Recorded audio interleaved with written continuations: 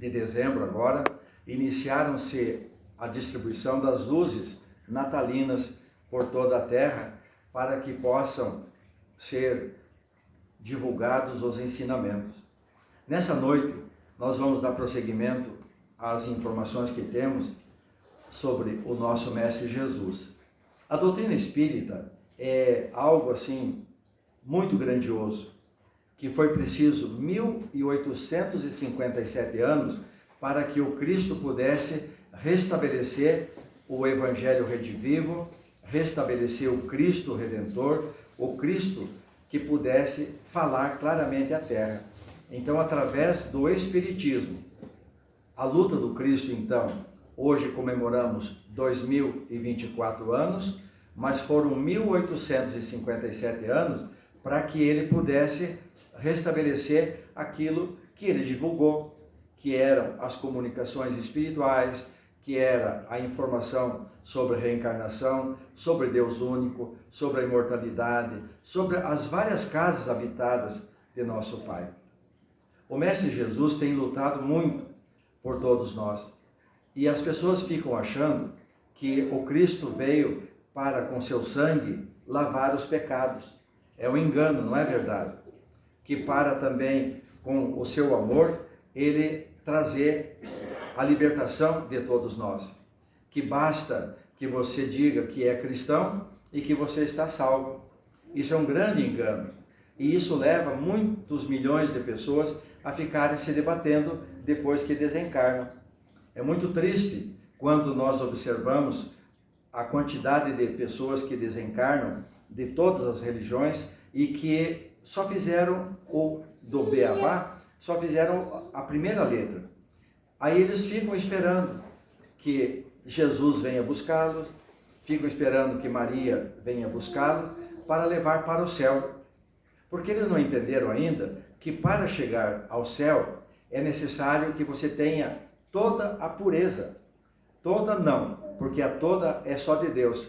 Mas é necessário que você tenha a ciência e a sabedoria e o amor para chegar até Deus. Então essas pessoas ficam nas grandes fileiras das religiões, esperando que venham buscar. E nesse intervalo eles ficam e são vampirizados por espíritos que enganam essas pessoas e falam: fique aqui sentadinha. Você está esperando Jesus chegar? Estou.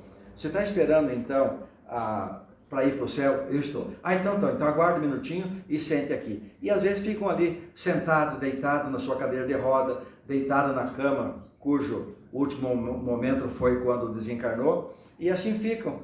Infelizmente, nossos irmãos católicos, nossos irmãos evangélicos, se debatendo nessa situação. Aí eles optam por dizer que não morreram, que não desencarnaram. Porque nada mudou, eles continuam a mesma coisa, acham que nada mudou. Então Maria Santíssima realizou uma grande tarefa quando ela foi escolhida dentre as milhares de mãezinhas que se colocaram à disposição de Deus para receber o Messias. Ela foi a mais qualificada. Um útero angelical, um espírito angelical, capaz de receber o nosso Mestre Jesus. Quando ela estava para receber o advento da vinda do Messias, ela falou que se ela fosse escolhida para ser a mãe de Jesus, ou que ela ficava com muita alegria, porque a vida inteira dela, ela sempre almejou andar com Jesus. Quem sabe estar próximo de Jesus. E agora? Agora eu terei a possibilidade de ser a mãe do Messias, de tê-lo no meu ventre, de amamentá-lo, de carregar no meu colo, de ver os seus primeiros passos caminhando ao meu lado. Não haverá aventura maior para uma mãe.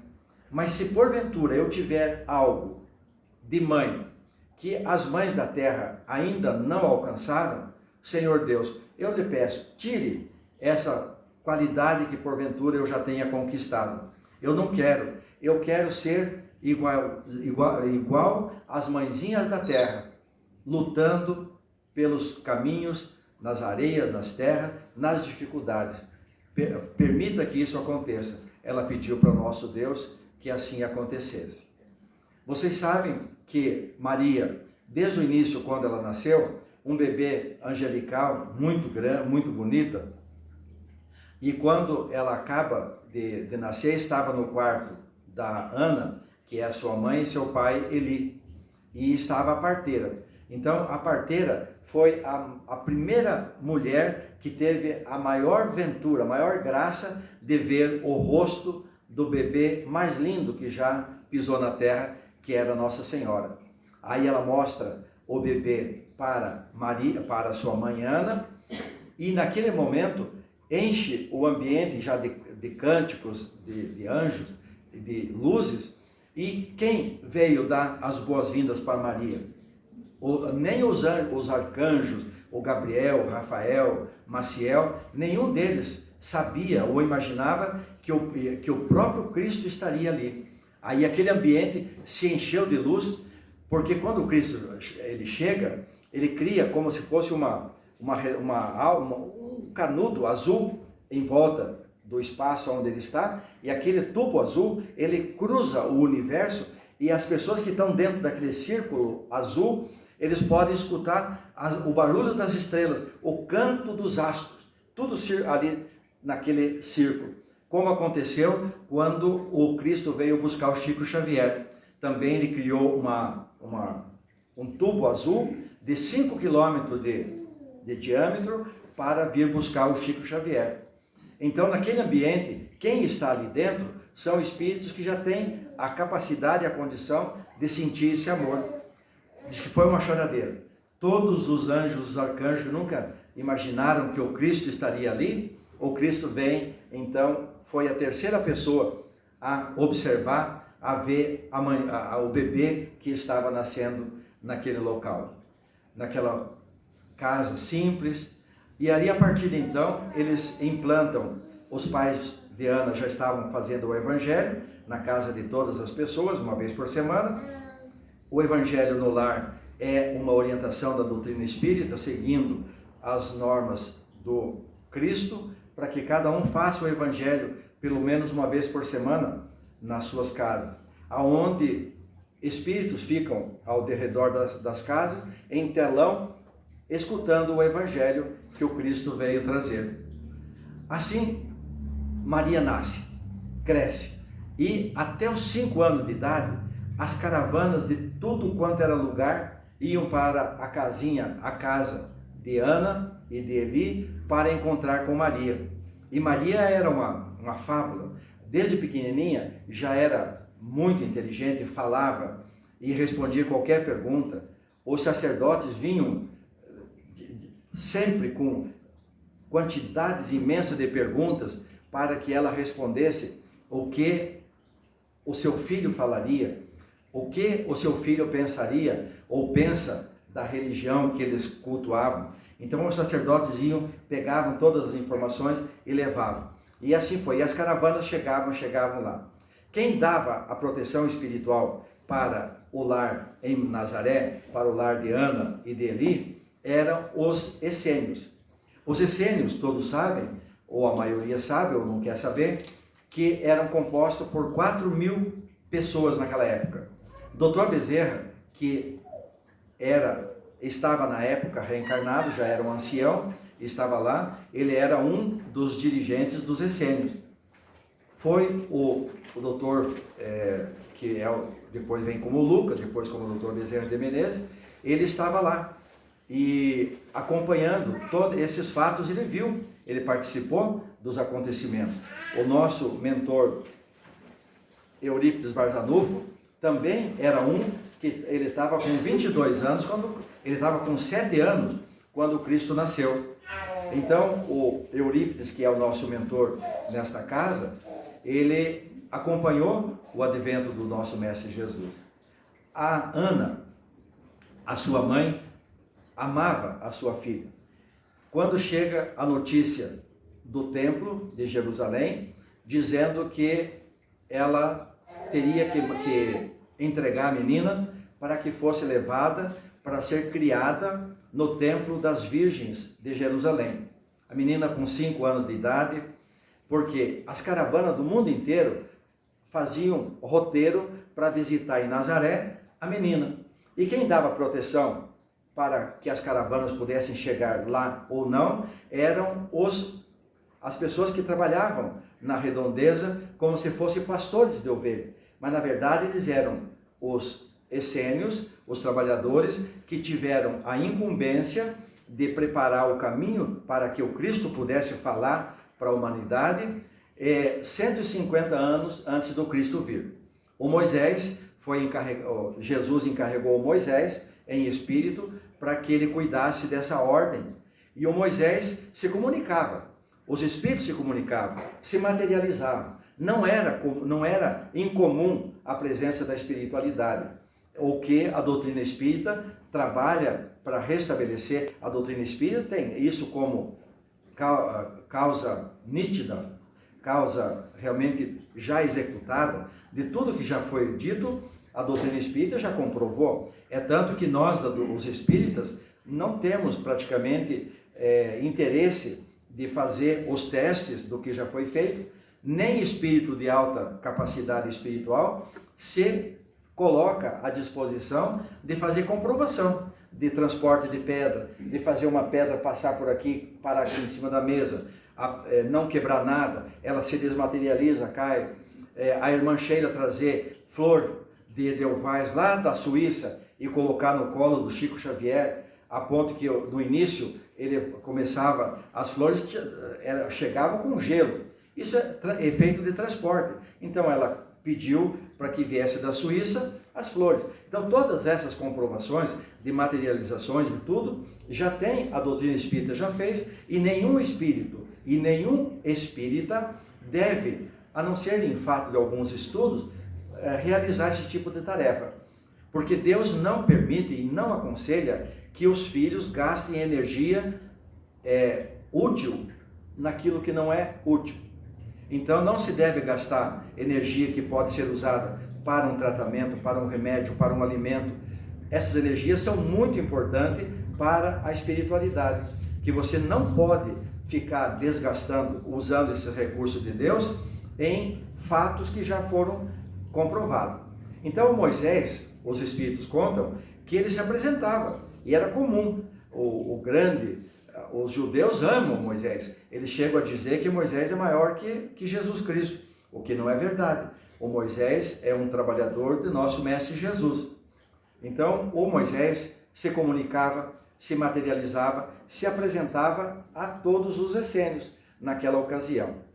E eles davam proteção para a família do Messias, a família que receberia então o nosso Mestre Jesus e que já estava na terra, a sua mãezinha. As trevas fizeram tudo o que puderam para que a mãe não nascesse, porque diziam ele, se não tiver mãe, não haverá o filho. Então foi uma luta muito grande. A própria Maria, em espírito, trabalhou muito desmantelando a força dos espíritos das trevas, e coordenado naquela época pelos dragões. Então espíritos que realmente achavam que eles tinham capacidade de não deixar que o Cristo viesse trazer os ensinamentos do amor e da verdade. A maioria deles já se arrependeram, os dragões, já se arrependeram, já estão morando em outras casas do Pai, e temos amigos nossos que é trabalhador do Cristo. Algumas histórias que traremos hoje foi por ele contada para nós há alguns anos atrás. O número 2 é um amigo nosso, um trabalhador do Cristo, hoje é um trabalhador de Jesus, chamado Lenar na época, ele que comandava todas as atividades que eram para dificultar a vinda do Mestre Jesus. Um dia disse o Lenar para mim, que absurdo, como que eu poderia imaginar que eu, com a minha mente, poderia interferir na mente do Mestre Jesus? Que ignorância! Isso o próprio Lenar, o número 2, que hoje é um trabalhador de Jesus, nos falou isso. Então, aquela presença de Maria, naquele ambiente de Nazaré, um ambiente simples, um ambiente pastoril, um ambiente onde não a maioria eram pessoas veganas, pessoas que não, eles eram frugívoros, eles não se alimentavam de carne, porque eles já entendiam os 10 mandamentos que Moisés já tinha trazido há 1250 anos antes, que não matarás. É não matarás, ponto. Não é não matará gente. Então, eles não matavam nenhuma criatura. Assim como também o Cristo, Senhor, nunca foi um pescador e nunca chamou peixe para as redes do Pedro, como está escrito na Bíblia. Isso é uma falsidade que foi colocada na Bíblia para induzir as pessoas a erro. Maria, então, respondia os questionamentos que os sacerdotes faziam, e ela respondia também para as caravanas. Ela era muito linda, as caravanas traziam presente, traziam pássaro, traziam roupinha, e queriam ouvi-la. Então ela ficava sentada num toquinho, já tinha um toquinho de cedro do tamanho dela, aonde ela sentava no banquinho e ficava com os calcanhazinhos batendo assim uma menina loira, coisa mais linda, e respondia. Então vinha gente da Ásia, da África, do mundo inteiro, as caravanas, para visitar quem? A mãe do Messias, a Maria. E na região eles chamavam-na de Sófia ou Sofia, no nosso português. Então a Nossa Senhora passou a ser uma palavra muito forte naquela região. E os sacerdotes não queriam que o Cristo viesse de uma família pobre, de uma família igual a de Maria. Eles queriam que Jesus nascesse na casa de um sacerdote rico, na casa de um rei, para que eles pudessem então, eles queriam um Cristo, um Messias, com o chicote na mão e a espada na outra, para tomar conta da terra e fazer com que os judeus, segundo eles afirmam até hoje, são os povos escolhidos, mas na verdade não são povos escolhidos. Quando perguntaram para Maria, por que Jesus vai vir junto ao povo hebreu, filho de Maria e de José, descendente de Davi? Aí a Maria responde, ele virá na família dos judeus, porque são os mais necessitados, os mais doentes da terra. Aquilo pegou fogo na igreja, os caras ficaram, e aí foi escrito isso, ela respondeu assim, Jesus está vindo para os que mais necessitam, e os mais doentes são o povo hebreu. E aí Maria começava a falar essas informações e causava espanto dentro do templo, até que toda a direção do templo de Jerusalém, o seu maioral, eles decidiram então que Maria não podia ficar continuando a falar. E aí resolveram levar Maria para Jerusalém, porque lá em Jerusalém existia no templo uma escola chamada Escola das Virgens. O que era essa escola?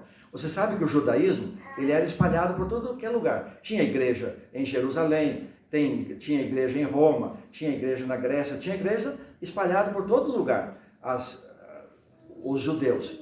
E eles divulgavam a existência do Deus único, o que era muito importante para Jesus ter já um entendimento de Deus único.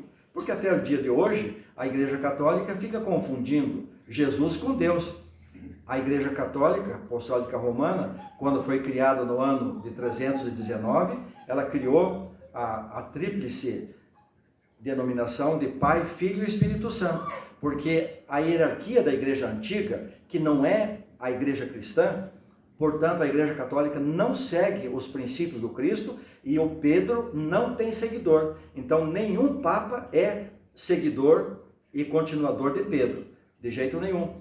É tanto que quando, no ano 319, lá na Alexandria, o imperador bancou a presença de 1.800 sacerdotes que não eram cristãos, porque o cristianismo ainda era perseguido em todos os circos. Como que poderia existir 1.800 sacerdotes cristãos que não foi para o circo, que não foi preso? Aí eles criaram, então, essa denominação de Pai, Filho e Espírito Santo.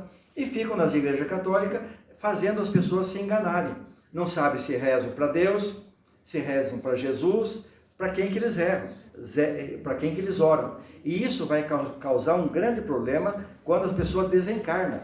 Porque na hora depois de desencarnada, aí é a fé viva que vale. Qualquer outra coisa não tem valor nenhum.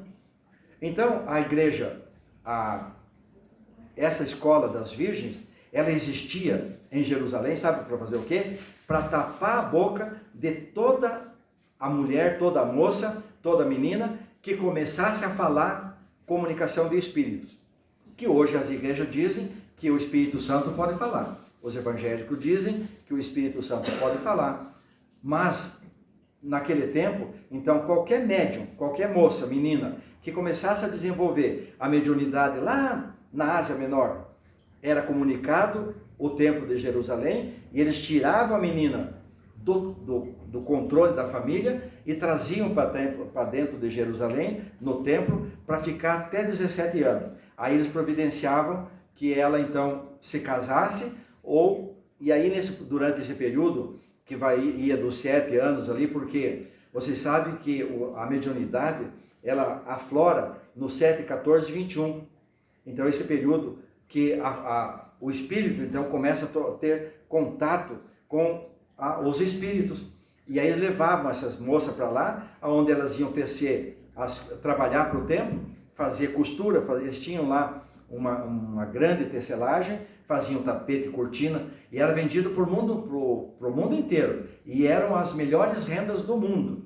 Todas as rainhas, todas as princesas queriam ter jogos de toalhas, jogos de artefatos feitos pelas mãos das virgens. Então decidiram que Maria é uma que também recebe informação espiritual. Então ela é uma médium, eles não falavam médium.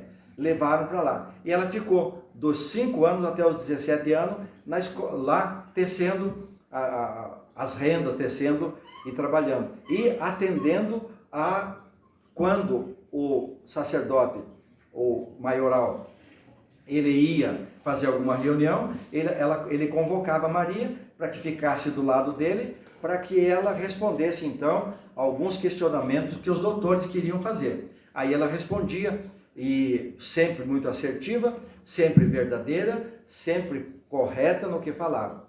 A sua beleza era incomparável. Ela foi a mulher mais perfeita que já reencarnou na Terra. Ela é considerada o protótipo da mulher do futuro, aonde quando a Terra já tiver passado o período de regeneração, que nós já estivermos no período de a Terra se transformar, quem sabe, no mundo, e ela vai ser, um dia ela será mundo celeste, ela será luz. Então o corpo espiritual, o corpo dos moradores da Terra, será o modelo genético de Maria, e o corpo do homem genético de Jesus Cristo, o corpo mais lindo que a Terra já produziu para espíritos também angelicais, espíritos puros. Maria ficou então lá naquela escola até os 17 anos. Eu já vou pular outra parte. Aí eles preparam então o casamento de Maria com José, um homem velho, viúvo, que tinha outros filhos e que a sua esposa tinha já morta. Era a sua esposa, se ele era viúvo. Essa família do José era família rica. Os filhos dele com a outra mulher, a primeira mulher, eles eram donos de barco, de navios de transporte. E existia uma lei do Império Romano que, se qualquer familiar transgredisse as leis do Império Romano, toda a família perde todos os seus bens e todos são condenados. Então, quando Jesus vai chegar lá para frente e dizendo que é filho de José, então a outra família ficou muito preocupada em achar que eles poderiam perder os bens que eles tinham, porque o Império Romano poderia retirar esses bens que eles tinham.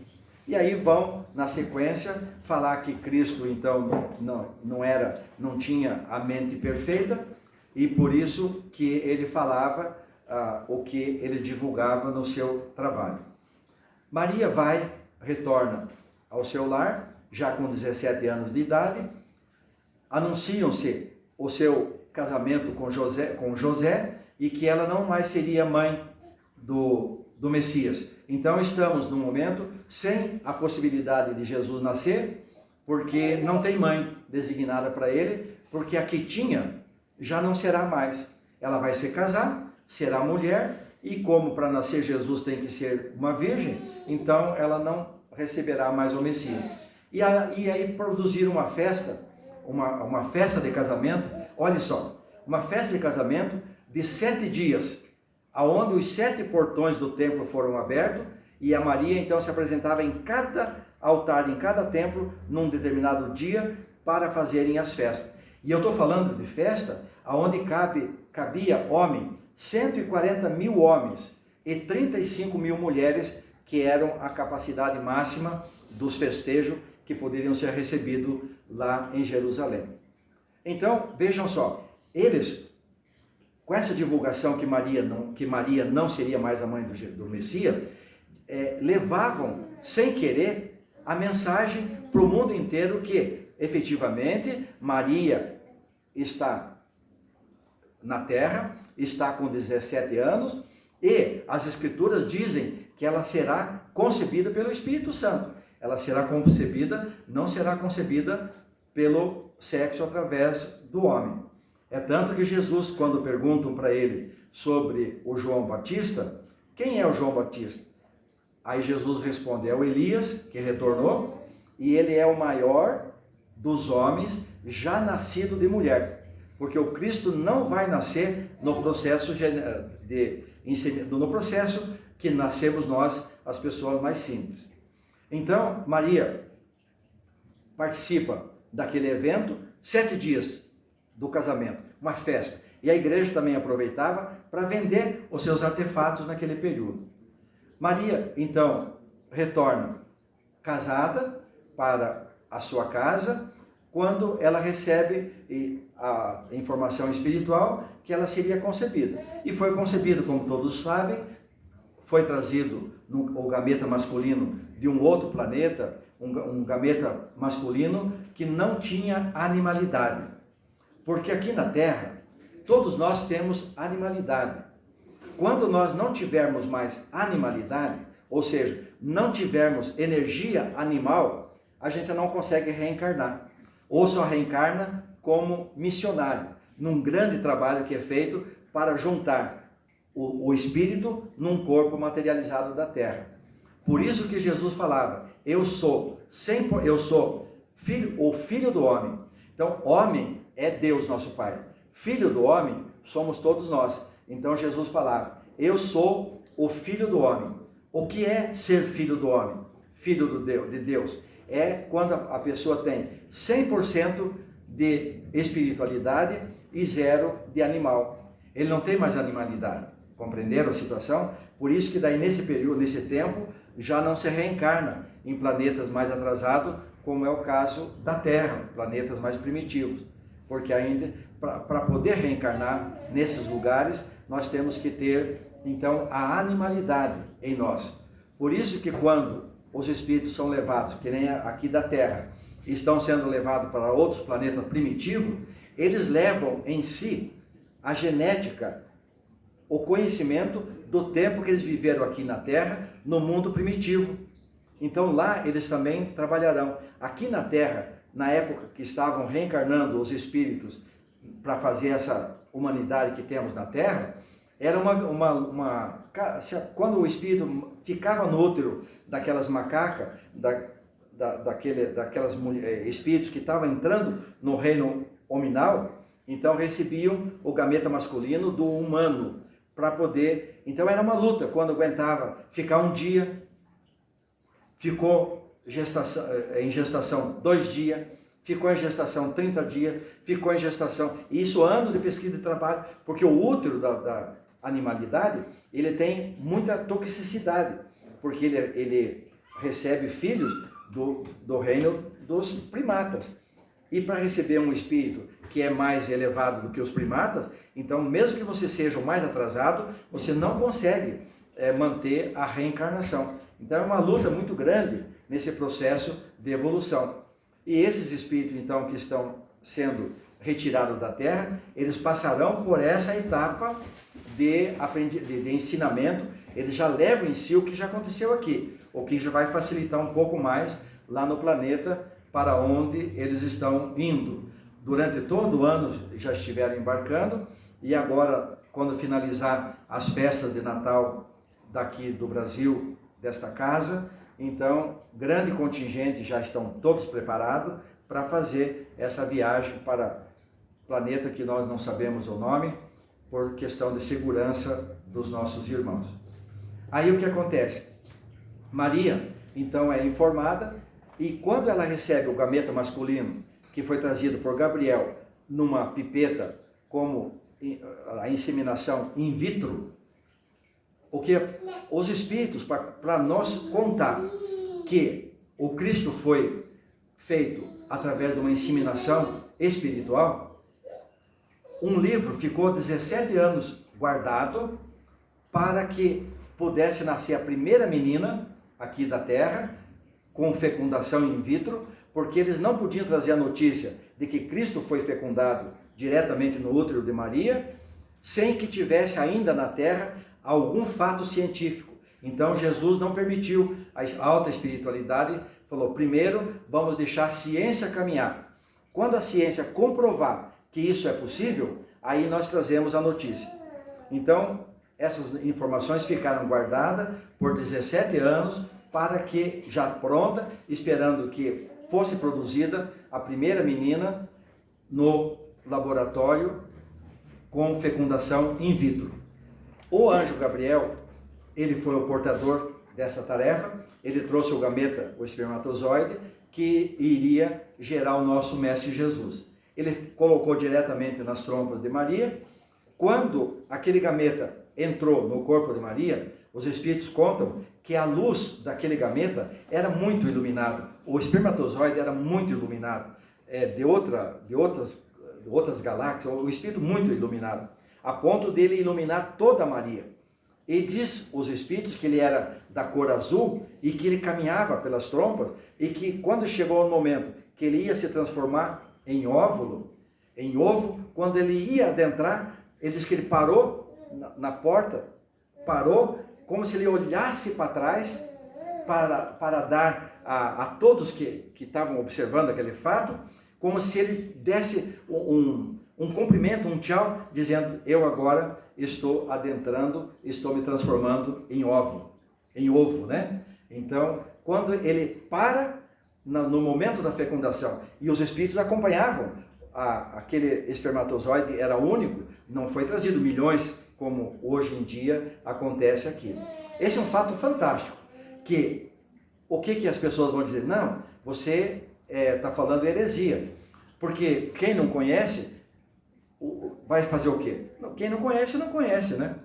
Então Maria, quando recebe o gameta masculino, que era o Cristo, que seria fecundado ali, o Cristo não ficou preso como nós ficamos no útero de Maria. Ele continuou com a sua mente governando a Terra e os planetas, aonde ele também é diretor, porque ele é chamado de o Senhor das Estrelas.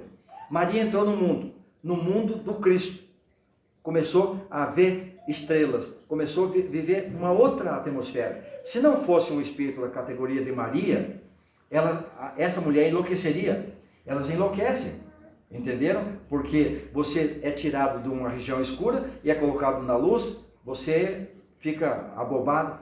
Então, por isso que o espírito tem que ser da categoria evolutiva de uma Maria, para poder receber o maior espírito que já pisou na Terra. Os espíritos contam que é como se você colocasse um sol dentro de uma barrica de porcelana, de barro. É muita dificuldade. O trabalho foi muito grande para que isso fosse possível ser realizado. Maria, então, aí o José, a Maria vai visitar a sua prima, que era a Isabel, uma mulher de 60 anos. Naquela época, uma mulher de 60 anos já era... Nós morríamos naquela época com muito pouco tempo, né? Era 45 anos, 50 anos. Então, uma pessoa de 60, 70 anos era muito velha. Então, a Isabel tinha 60 anos. Ela era estéril, não podia ter filho. O Zacarias era um sacerdote também mais velho que ela, calcula que ele teria uns 70, 80 anos na época. Quando ele foi informado que ele receberia um filho, que seria o João Batista, ele falou, não, eu não posso ter filho. Aí o anjo falou assim, Deus determinou que você terá um filho e você colocará o nome dele de João. E a partir desse momento você não fala mais. Ficou mudo. Para que você não interfira no caminho desse que está vindo, que ele é o precursor dos ensinamentos do Cristo. Aí ele é fecundado e tem 6 anos, ele tem 6 meses, ele é 6 meses mais velho do que o Senhor Jesus Cristo. Maria estava grávida há 3 meses, no dia que ela informou ao José que ela estava grávida, o José bateu na cabeça dele um espírito não tão elevado, bateu um tipo de um ciúme e quis querer fazer confusão. Aí já chega o anjo Gabriel, ô José, já não te falamos que a Maria seria a mãe concebida e que você seria o pai legal, mas não o pai carnal. Você sabia disso? Aí José diz que saiu daquele ambiente, porque eles dormiam separados, num quartinho lá fora separado. Aí ele sai daquele quarto desesperado e aí lava o rosto numa tina de água que tinha lá, que dava para os animais, enfia a cabeça dentro da água, fica tudo. Aí ele lembra do que o pai Muni tinha falado para ele, olha, você se dê por muito feliz de ter a possibilidade de pegar o Cristo no colo, de segurar a mãozinha dele, de ver seus primeiros passos. Isso aí você está recebendo por bênção do pedido de Maria. Maria que solicitou a Deus que desse a você essa oportunidade. Então trate de cumprir a tarefa que lhe cabe. Você já não fez esse compromisso? Ah, sim, senhor, eu fiz. Aí a partir daquele momento, o José passou a trabalhar efetivamente nas tarefas que lhe cabiam. Maria vai visitar a sua prima Isabel. E é muito lindo o que é falado para quando os dois se encontram, a Maria se encontra com a Isabel, que era sua prima. Então todo mundo sabia, pessoal, que o Messias estava nascendo. É conversa ficar enganando, se fazer de bobo. Pô, eu acho que nós temos que largar de ser bobo, né? Porque acreditar que o Messias não veio, ficar criando grandes sacerdotes, grandes religiões riquíssimas para divulgar que o Cristo não veio, que o Messias não veio, que o Elias ainda não veio, isso é história que já venceu, né? Não tem mais cabimento esse tipo. Aí Maria vai e ela encontra a Isabel e ela fala, aí a Isabel vem correndo para receber Maria e se abraçam. Aí diz que as duas barrigas só faltavam pular de dentro, porque o Joãozinho estava com 6 meses e o Cristo estava com 3 meses. Então eram grandes amigos, porque o João é um espírito de alta envergadura. Um dia, a única vez que eu tive notícia que o João esteve por aqui, ele estava aqui é um outro ambiente espiritual, com colunas gregas muito grande. Então a única vez que eu soube que o João Batista estava aqui, foi quando ele estava dentro de uma redoma de vidro, quando o rei Herodes foi recebido, foi preso, ele e o filho dele foram presos e trazidos para cá. Então ele pegou e olhou e falou, o Batista? Ah, aqui o senhor está falando que aqui também o Batista também trabalha aqui? Sim, trabalha. Ah, mas então nós não vamos ter chance aqui, porque se o Batista está aqui, nós cortamos o pescoço dele. Como que o senhor diz que o Batista está aqui e ele está recebendo? Sim, ele é irmão nosso e ele tem amor e ele trabalhou todos esses 2018 anos aí para trazer vocês para cá. Aí o Batista começa a falar com eles, chamou eles de irmão. Sim, meus irmãos, eu sou vosso irmão, eu estou há muito tempo junto com Jesus trabalhando esperando que esse momento acontecesse. Hoje é um momento de muita alegria e vocês são muito bem-vindos. Eu de forma alguma terei qualquer tipo de vingança contra vocês, porque quem anda com Cristo perdoa. Não existe nenhum tipo, nunca, nem a partir do momento que eu fui decapitado, eu nunca odiei. O próprio Cristo falou na cruz, perdoa, Pai, eles não sabem o que fazem. Então, vocês são muito... ele está falando que nós somos bem-vindos. Porque estava o Herodes, com 5 milhões de pessoas do exército das trevas, e mais o filho dele, que era o Antipas, que tinha dado veneno para o pai, e que o pai derreteu numa poltrona de rei, quando o próprio filho deu o vinho. Ninguém sabe dessa história. Quem contou para nós, o próprio filho, que é o Herodes Antipas, contou para mim quando eu conversei, porque ele foi preso antes, com o seu exército também das trevas. Eu, muito tempo, eu sempre pensava, desde pequeno, onde que anda o tal de Herodes? Eu sempre pensava, onde que está o Herodes? Aí, às vezes, eu conversava com alguns espíritos lá daquela região, que eram resgatados, e nós estávamos no processo de orientar esses espíritos para que eles entendessem o que era a verdade. E eu várias vezes perguntei para grandes coronéis, generais daquela época, e o Herodes? Vocês têm visto o Herodes? Por que vocês ficam perseguindo o Cristo? Uma vez atendi um comandante que ele reclamava de Cristo porque o seu filho foi morto quando ele era bebê por ordem de Herodes, quando Herodes mandou que fossem mortas todas as crianças até 1 ano de idade. E ele era um coronel do Herodes. E aí quando o Herodes mandou ele para uma região e mandou um outro coronel para a casa do seu coronel, para que, e lá ele sabia que tinha uma criança, um criazinho de menos de 1 ano, e o outro coronel foi lá e matou o filho do outro coronel. Quando o coronel volta de tudo que tinha caçado pelas regiões, ele encontra na sua mansão a sua esposa enlouquecida depois de dias, segurando no corpo dela, enlouquecida, o bebê que eles tinham cortado o pescoço.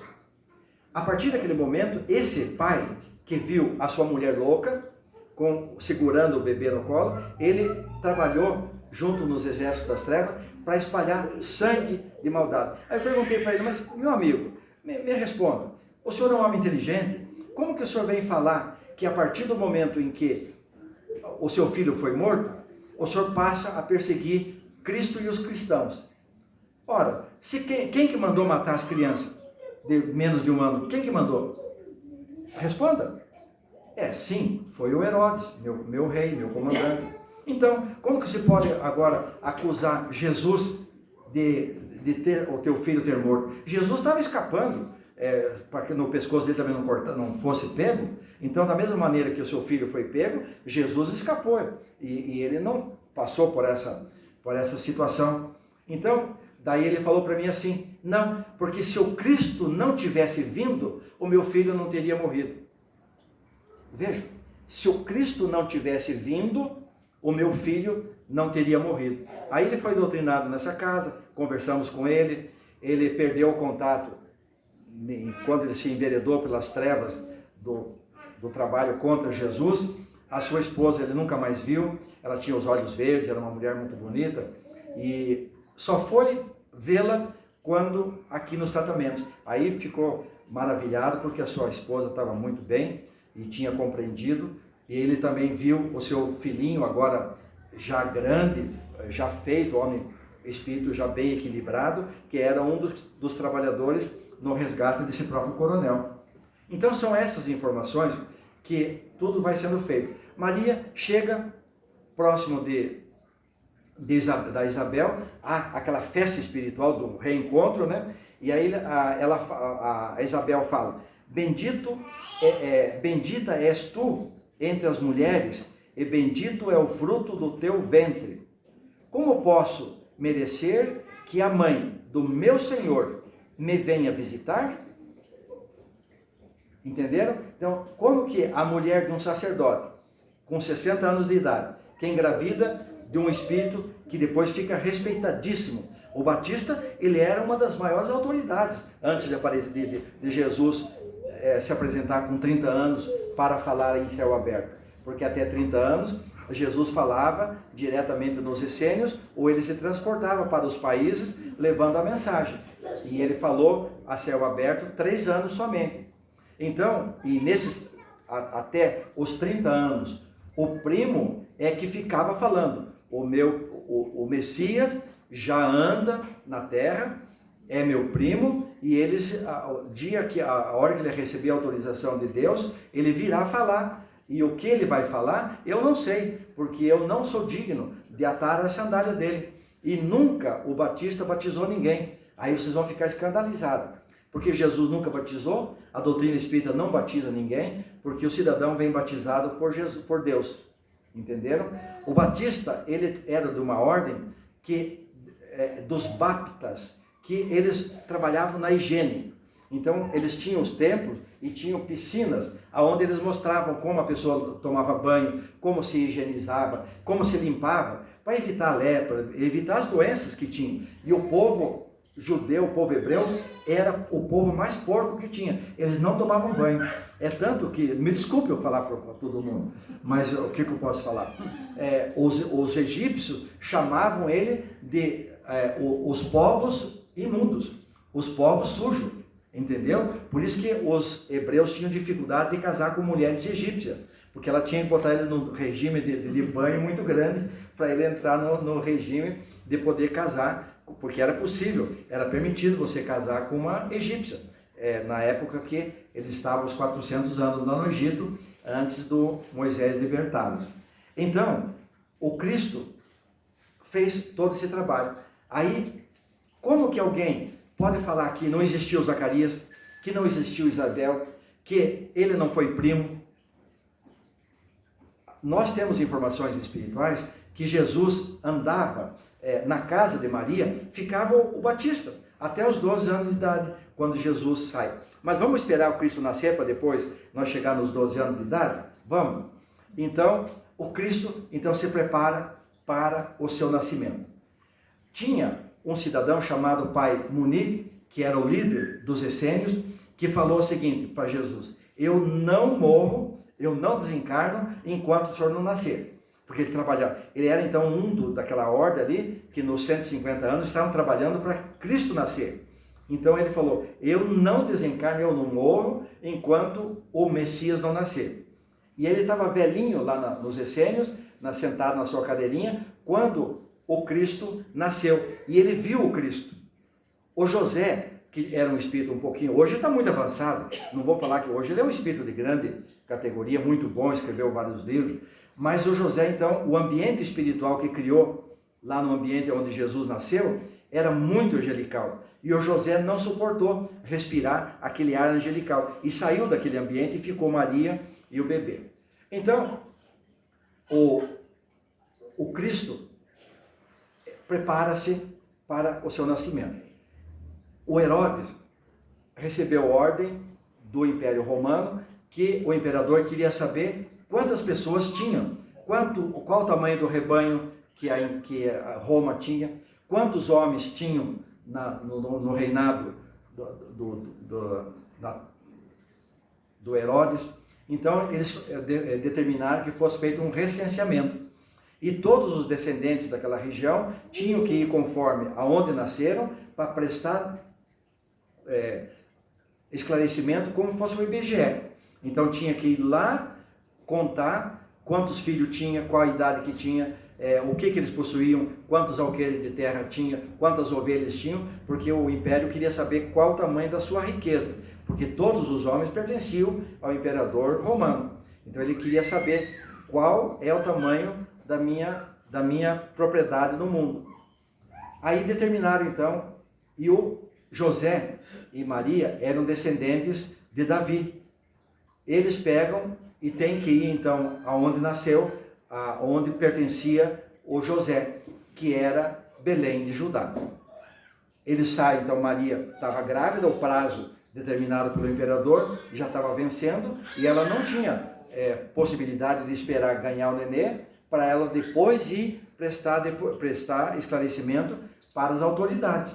Porque se depois daquele prazo você fosse encontrado em qualquer barreira, sem o documento carimbado que você estava quites com as informações para o imperador, você era preso, porque você então sonegou contar quem você era, sonegou contar o que você tinha e como que era a sua família. Era um crime. Não é esse de pagar multinha lá pro TRE, né? Então, a multa naquele tempo era complicada. Então, o José tinha que ir porque o prazo vencia. Ele sai, então, de Nazaré para o destino de Belém. E sobe, vão com o jumentinho, parando, andando, ela já com o bebê, já com quase 9 meses de idade, 9 meses para nascer, e ela sabia que estava próximo do nascimento. Ela chega perto em Belém, não encontra nenhuma casa que pudesse dar guarida para ela. Por quê? Porque todas as casas de Belém não tinham ar que o Cristo pudesse respirar quando ele nascesse. As casas viciadas, casas que não estavam aí com Deus, casas todas cheias de complicação, a ponto de que não poderia o ambiente divino ser colocado em Belém. Nenhuma casa, nenhuma estrebaria da cidade de Belém tinha vento, ar, capaz de o Cristo respirar a hora que ele viesse para receber esse ar impuro da terra. Então determina que os espíritos que coordenavam procurem o campo, falou para José, procure o campo. E o José então deixa a cidade e vai procurar o campo. Não é verdade também que ele não achou lugar nas estrebarias ou nas estalagens do templo. O ambiente não era propício. O plano espiritual falou, José, o anjo Gabriel falou, você vá para o campo. E ele sai, cumpre as tarefas em Belém e sai para o campo, aonde era região de mata, região de animais, aonde viviam os pastores, região mais pura. Para vocês terem uma ideia, tinha uma região próxima onde Jesus ia nascer, que tinha muita criação de ovelhas lá. E tinha muito feno, muita comida, muito alimento que era guardado na região. As trevas, os dragões, eles desconfiavam aonde que Jesus ia nascer. E prepararam um esquema e toda aquela região ali próxima foi incendiada. Foi queimado os miasmas que ali estavam impregnados. Então foi providenciado espiritualmente que um dos guardiões que cuidava daquelas grandes quantidades de feno, então estava sentado em cima de um fardo de feno e ele adormece e bate o braço no lampião e cai daí o querosene, o óleo, naquele tempo era óleo, cai o óleo em cima daquele feno e ele quase se queima, e quando viram de muito longe as labaredas. Então foi queimado muita região daqueles local, foi queimado pelas trevas, só que eles não sabiam que estavam fazendo um serviço para queimar as energias, formas de pensamento daquele ambiente para deixar um pouco mais palatável para o menino Jesus nascer.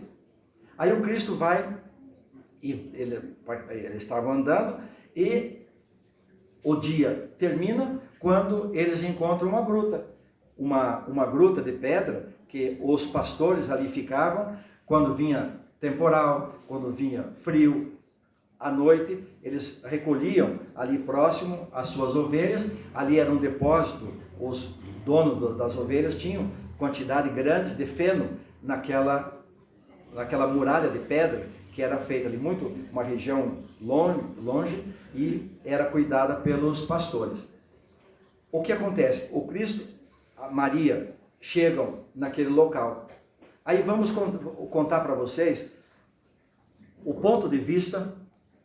Nós teremos agora, dia 21, um grande convidado nosso, dessa casa bendita, que vai falar aqui mediunicamente.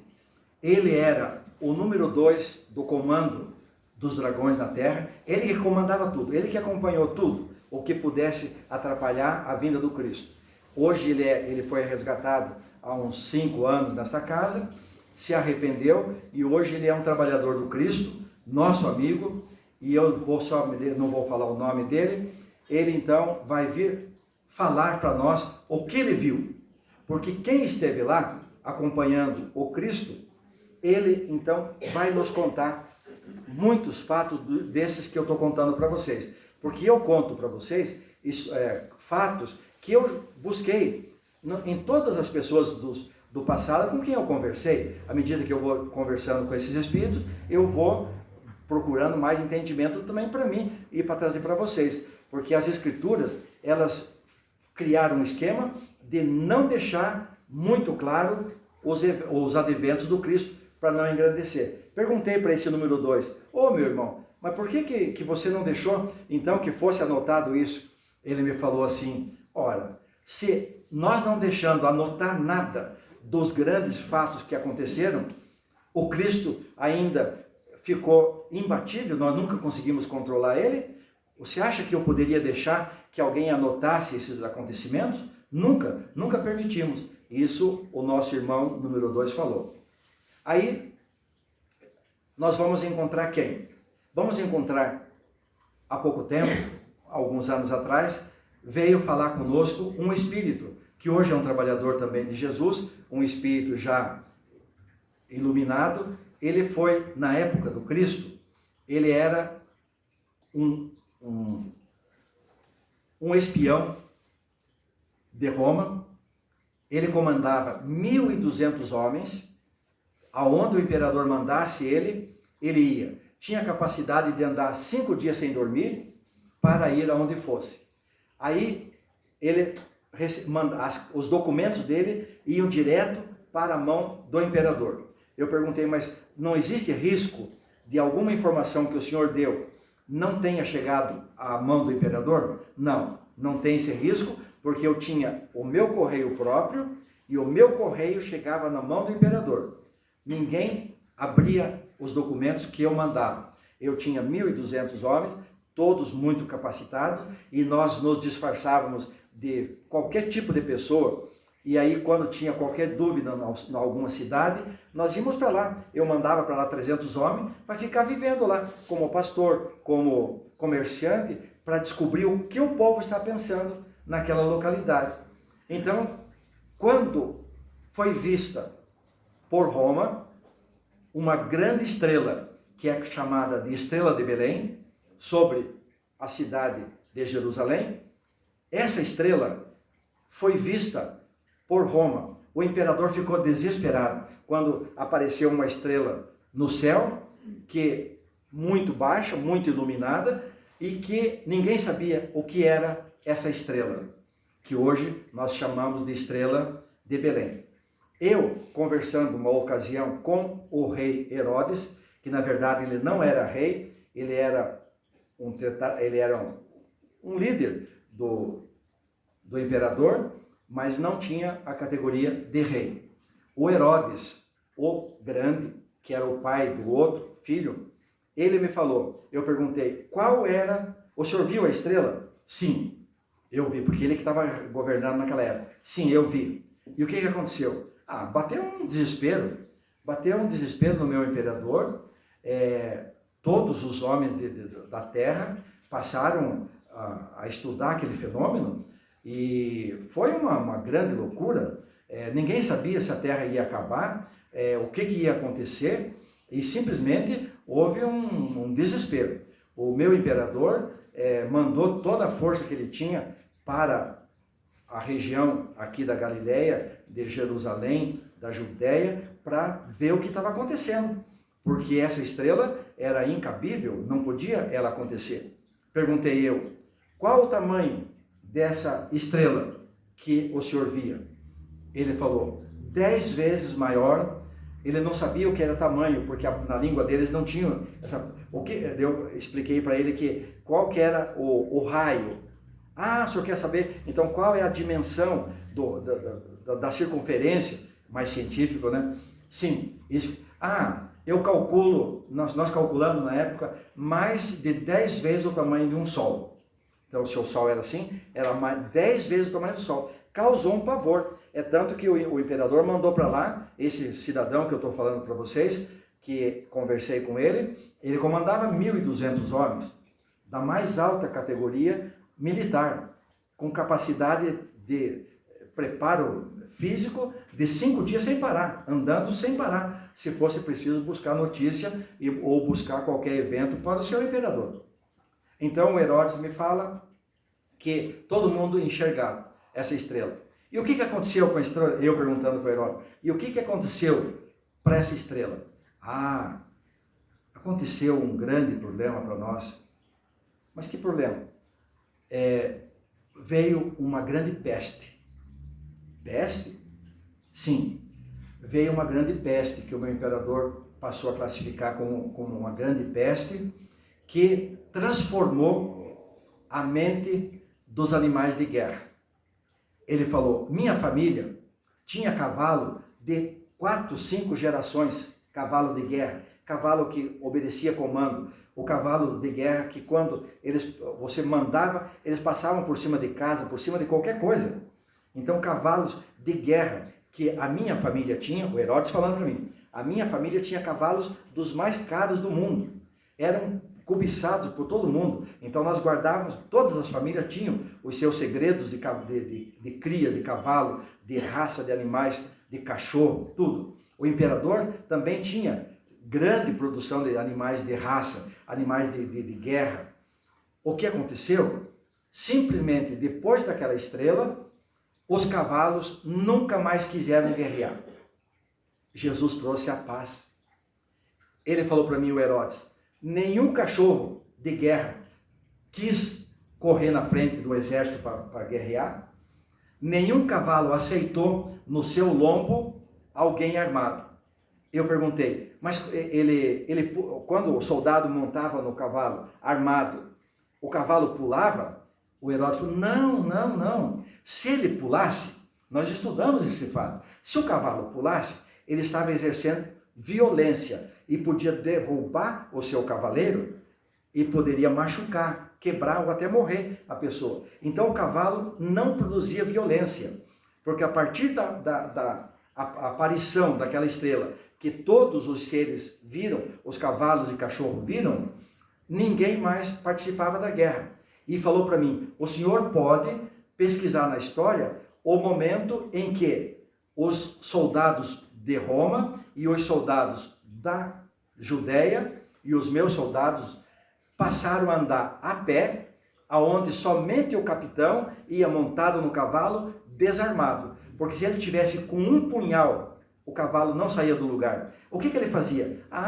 Ele empacava, se ajoelhava e colocava o focinho no chão e não saía. Podia matar de bater, podia usar ferrolho, podia fazer o que quisesse. Cavalos treinados, cavalo, como ele disse, de alta linhagem. Então, o senhor pode pesquisar isso, que a partir desse momento da estrela de Belém, não falou Belém, dessa estrela que apareceu no céu, nenhum animal passou a ser mau. Eu tinha criação de cachorro que eu não podia virar as costas para ele, porque quando eu passasse num quintal onde estavam os cachorros, se eu virasse as costas, eu poderia ser atacado por trás, pelos meus cachorros. Esses cachorros deixaram de prestar o serviço que eles faziam. Não tive, naquele período, durante todo o tempo em que o Messias estava na terra, não tivemos, o que era muito comum na época, acidentes com animais peçonhentos, mordida de cobra. Não tivemos notícia de ataque de leão, de tigre ou de armas, de feras às pessoas, às famílias. O meu reinado naquele tempo foi de muita abundância. Perguntei, é verdade que as frutas eram muito grandes? Porque os espíritos contam que a pera chegou a ter três tamanhos. Sim, eu não me incomodava com se o povo estava passando fome ou não. Na verdade, eu tinha o maior prazer que o meu povo estivesse passando fome. Ele falou, veja só, eu tinha prazer. Sabe o que eu fazia para insultar o povo? Eu fazia jantar todo dia para os meus convidados. Não era muita gente. Na época em que essa estrela apareceu, tudo ficou muito calmo, muito tranquilo. Ninguém queria fazer festa. E os meus convidados, que eram os mais próximos, perguntei quantos? Os mais próximos. 1.200. Jantarzinho para 1.200 que iam no palácio do Herodes. As casas de má fama não funcionavam porque não tinha cliente. Então o ambiente celeste se implantou na terra. Aquilo que Jesus vem falar para Pedro, Pedro, embainha a tua espada. Então nenhum cachorro bravo ficou bravo, nenhum cavalo de guerra quis continuar. Todos os cavalos do Egito, os cavalos do imperador romano, os cavalos da Grécia, nenhum cavalo de guerra quis mais participar da guerra. Por quê? O que aconteceu? Os cientistas disseram que aquela luz era muito forte para os olhos deles, e daí feriu o cérebro. E aí é uma praga, né? Na verdade, foi uma praga que veio junto com aquela luz e causou esse problema. Eu falei, não, na verdade, você sabe que não é nada disso, né? Jesus não é o mensageiro da paz? Se ele vem trazer a paz, ele não pode. E ele vai conversar com todos os cavalos e com todos que ele está presente na terra. Então, ele, na verdade, não tem nada de praga aí. Hoje eu entendo. Aí, eu perguntei para ele depois, daí o Herodes me contou o seguinte, eu perguntei, e a história dos reis magos? Aí o Herodes me falou, na verdade, o senhor sabe que eles não eram reis. Sim, eu sei. Eles eram sábios, né? E eles então vieram de 3 países, eram pessoas que conheciam as estrelas, e eles foram informados para a espiritualidade, eram médiuns, eles foram informados que o Messias estaria ali. E eles vieram. E quando eles estavam passando num dos portões de Jerusalém, o Herodes falou para mim assim, eu tinha um costume de fazer assim, quando chegava caravanas, que os meus informantes informavam que vinha caravana de pessoas ricas, ou de pessoas de muita importância, ou caravanas muito grandes, então eu já era informado em qual portão eles seriam recebidos. E eu então ia para aquele portão e autorizava que o portão fosse aberto só a hora que eu tivesse em condição de escutar, escondido, o que eles falavam com os fiscais que estavam abaixo dos portões onde tinha a minha fortaleza. Então eu ficava. Então veio esse grupo chegando, que eu fui informado que eram sábios que estavam vindo de vários países, de 3 países. E aí, então, eu fiquei sabendo que eles estavam com o destino de visitar aquele que nasceria, que era o Messias. O que eu fiz, diz o Herodes? Imediatamente dei ordem para os meus trabalhadores, meus escravos, que levassem esses 3 sábios para a minha sala. Aí fiz melhor, marquei um grande jantar, um jantar como daí que ele me contou que eram 1.200 pessoas, marquei um jantar, eu estava na cabeceira da mesa e coloquei os 3 próximo de mim. Para onde vocês vão? Nós estamos seguindo a estrela de Belém e nós fomos informados que o Messias está chegando e nós vamos então visitá-lo.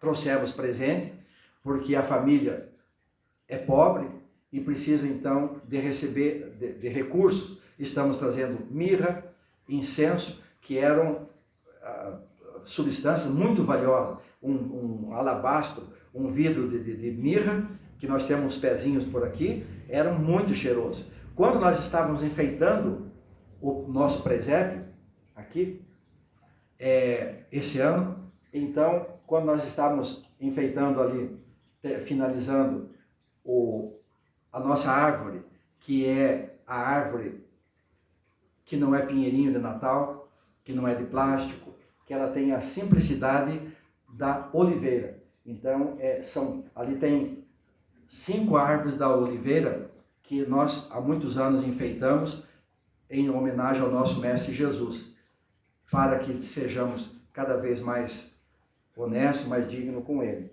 Então, quando nós estávamos finalizando, as pessoas que estavam ali, quem está aqui está sabendo disso, começaram a sentir um perfume, um cheiro, e nós começamos a sentir o cheiro ali mesmo. Começamos a sentir o cheiro daquele ambiente. Aí alguém falou, mas parece que é tal planta, Eu falei, não, venha ver qual que é o cheiro. Peguei, venha comigo, nós estávamos em 3, o Henrique estava junto, né, Henrique? Então, o Henrique e mais 2 pessoas, venha comigo que nós vamos já. Fomos então no pezinho que está em desenvolvimento, nesta casa, peguei a última folhinha para não machucar ela, peguei a folhinha e mostrei o cheiro. É esse, exatamente, a mirra. Então, o presente que Jesus recebeu era mirra, incenso, mirra, que ele recebeu desses reis magos, ou os magos que foram para lá. Aí, eles produziram a essência da mirra, presente de Jesus aqui no encerramento, quando nós estávamos terminando o nosso presépio nesta casa bendita nesse ano. Não foi todo mundo arrepiado, né? É uma alegria muito grande, né? Você fica, não sabe onde colocar, porque aí é tão pequeno. Aí o Herodes falou para mim, então coloquei os 3 sábios na minha mesa e mandei meus homens que trouxessem uma barca, um cofre, né? Aonde 2 homens suportavam o peso. Trouxeram aquela barca de ouro, diamantes e pedras preciosas, que eu tinha muito, e aí era do tesouro. Então eu peguei na frente de todo mundo, na frente dos 1.200 convidados e na frente dos 3, eu falei, que bom que vocês estão indo para visitar o Messias. Eu gostaria muito de visitá-lo. E se vocês voltarem e encontrarem, vocês vão encontrar, porque vocês têm a informação pelas estrelas. Então, se vocês encontrarem o Messias, vocês voltem aqui e me digam aonde ele está, que eu quero ter a honra de visitá-lo, e vocês poderão levar isso aqui de presente. Aí peguei a minha espada e cravei, como era de costume, mostrando aquele tesouro valioso que ali estava. Eles olharam para o tesouro, ficaram em silêncio. E aí o Herodes falou para mim assim, o senhor sabia que eu às vezes fico pensando, até o dia de hoje eu fico pensando, o senhor está falando que já passaram mais de 2.000 anos, veja, mas eu vejo esses fatos como se fosse ontem. É normal, o senhor parou no tempo, e aí, então, até hoje eu pergunto, por que aqueles 3 magos não voltaram receber essa fortuna que eu estava oferecendo em troca do endereço de onde estava o Messias? Aí eu falei para ele, mas senhor Herodes, me perdoe, mas o senhor sabe muito bem o que o senhor queria fazer com ele, né? O senhor não ia fazer uma visitinha amigável, não é isso? O imperador queria realmente exterminar qualquer tipo de problema que pudesse acontecer.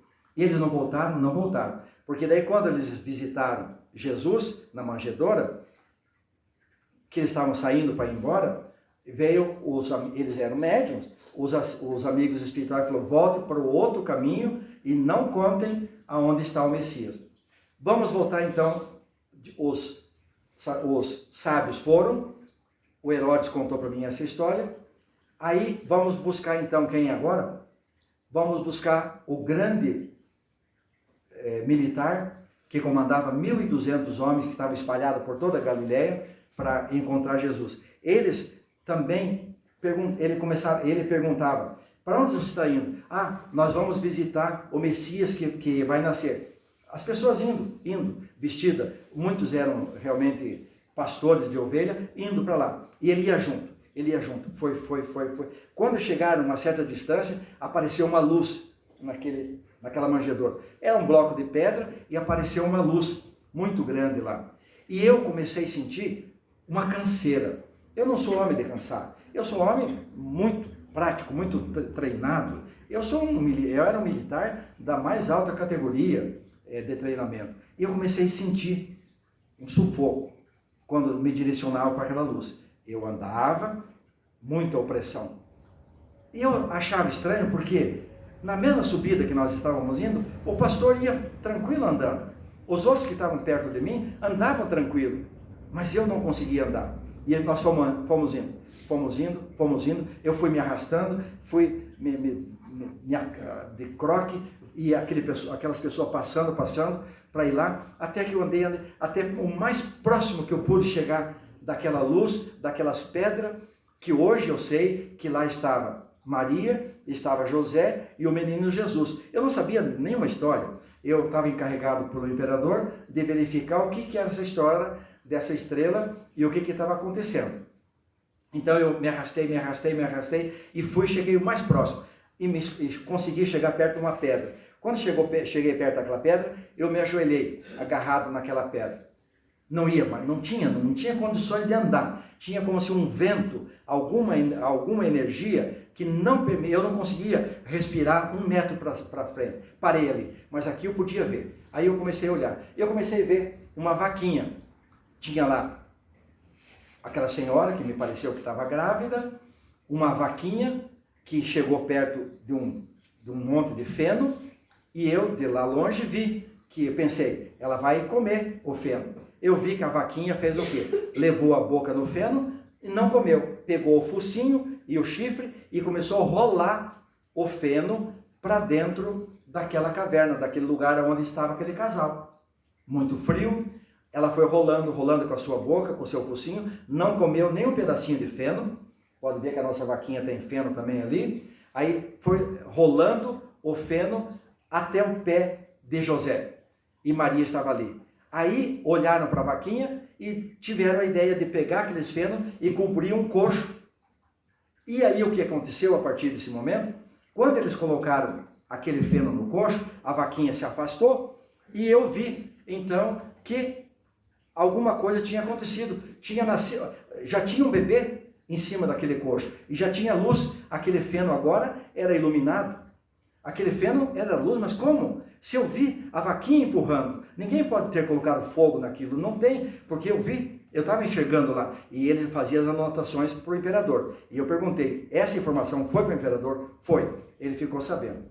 Aí ele falou assim, aí estava lá, os fenos, aquela criança que nasceu do nada, quando eu vi, tinha uma criança em cima daqueles fenos que a vaquinha tinha levado ali em cima, porque o anjo Gabriel, ele fez então a cesariana espiritual de Maria e colocou o bebê ali. O bebê não chorou, porque Cristo não chorou, ele sorriu, ele falou, as primeiras palavras dele foram escutadas por todas as criaturas da terra que estavam desencarnadas e que podiam ouvir.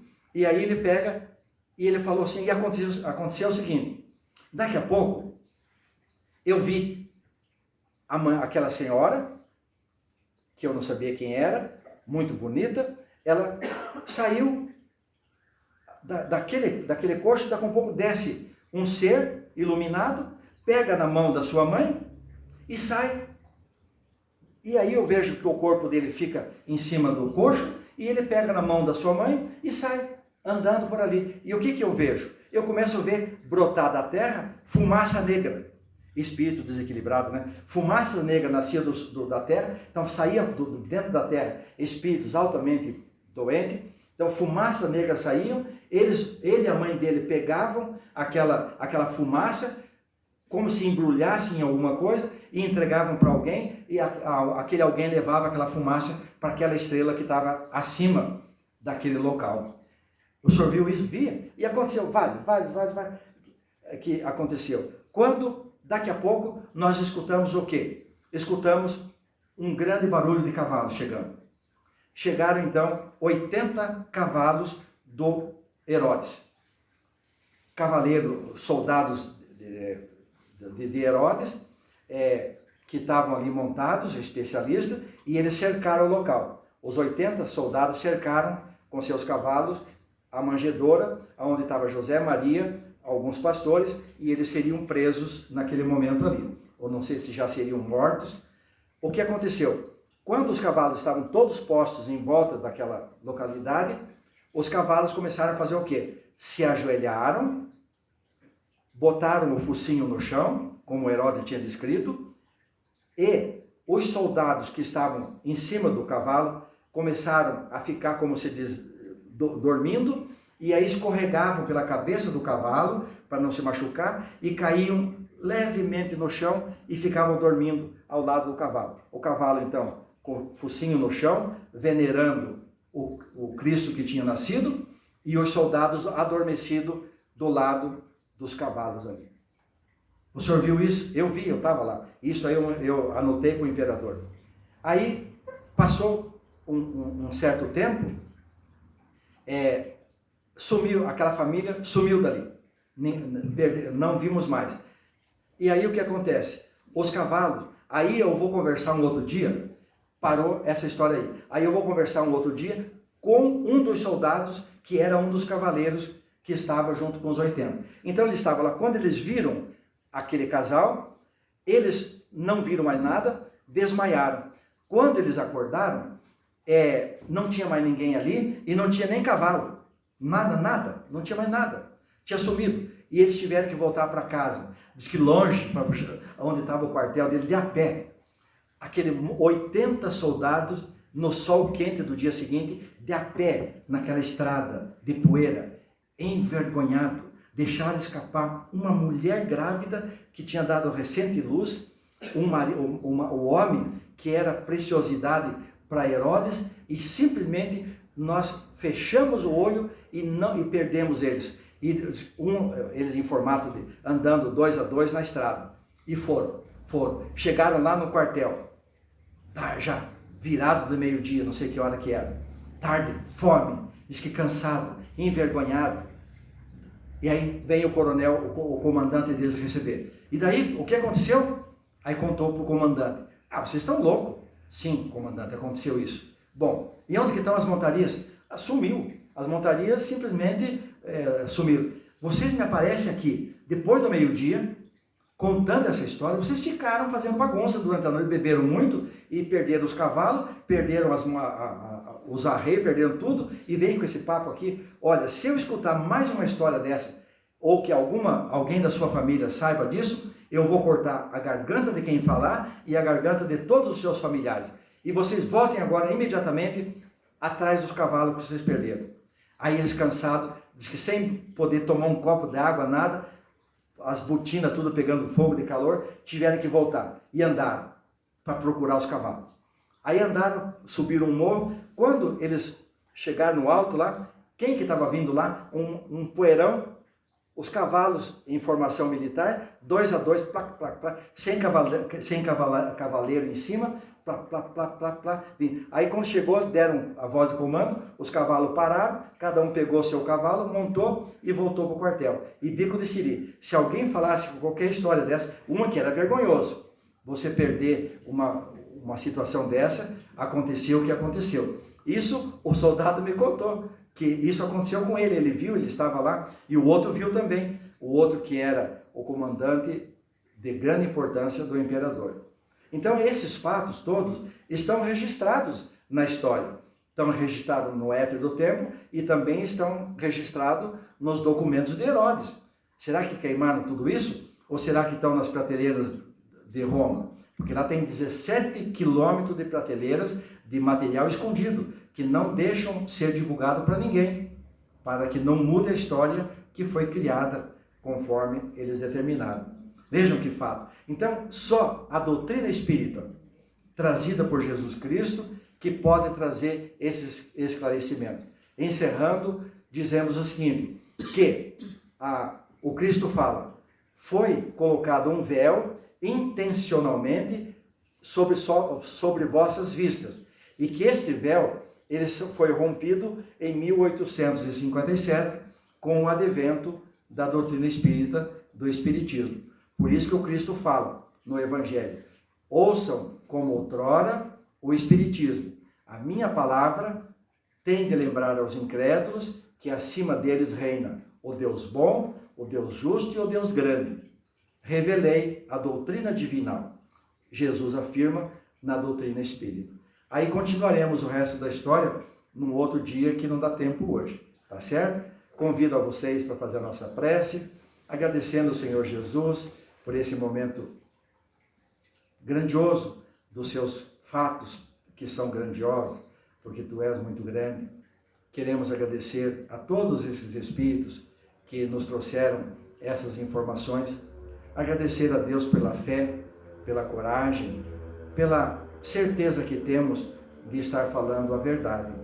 Que esses ensinamentos de amor e fraternidade reinem em cada um de nós e que esse Natal possa ser o renascer nos nossos corações da manjedoura do Cristo. Que assim seja.